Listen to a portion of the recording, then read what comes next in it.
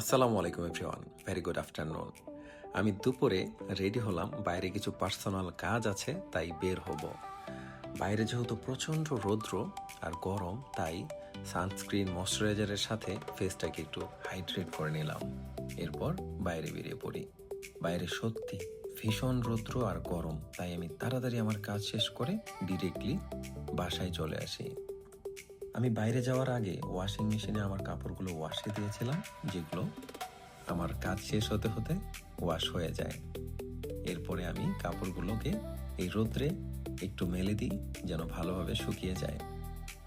এরপর রুমে এসে আমি আমার ব্যাকপ্যাক শুরু করি।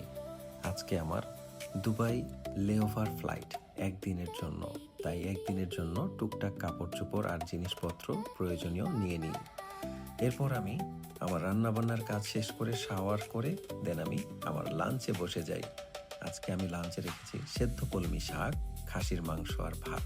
অ্যামেজিং একটা ফুড। খাবার শেষ করে কাপড়গুলো যে শুকাতে দিয়েছিলাম সেগুলো তুলে আমি ডিরেক্ট চলে যাই আয়রন শপে। কাপড়গুলো আয়রনে দিয়ে আমি জিমে চলে আসি।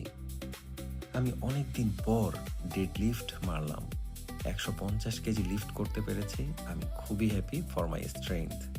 ওয়ার্কআউট শেষ করে আমি বাড়িতে চলে আসি ডিরেক্টলি। বাসায় এসে ফ্রেশ হয়ে শাওয়ার নিয়ে আমি ফ্লাইটের জন্য রেডি হয়ে যাই। আর ফ্লাইটে যাওয়ার আগে একটা স্নেকার্স চকলেট আর ব্ল্যাক কফি, এই ছোট ছোট জিনিসগুলো অনেক মোটিভেশন কাজ করে।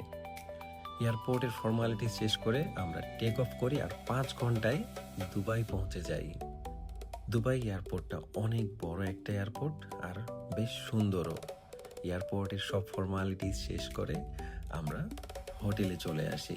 অ্যান্ড হোটেলের লবিতে কিছু ফর্মালিটিস থাকে, সেই ফর্মালিটিসগুলো কমপ্লিট করার পর ডিরেক্টলি রুমে। আর আজকে হচ্ছে এটা আমার রুম।